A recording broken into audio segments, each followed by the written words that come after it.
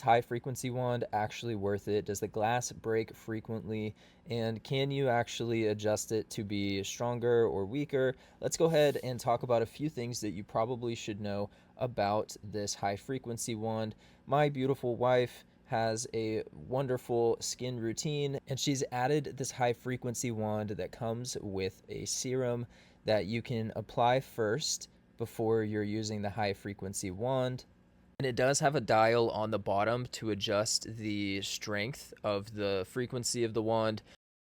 And there are many different types of glass attachments that are meant and designed for different purposes and different functions. So, again, it does come with a simple one-page document explaining when, how, where, and why to use each of these. And again, it is just a simple three-prong that you would plug into the wall and then choose the appropriate glass insert for yourself. For example, this one is great for chin or arms. So it's designed specifically to fit around that shape a little bit better.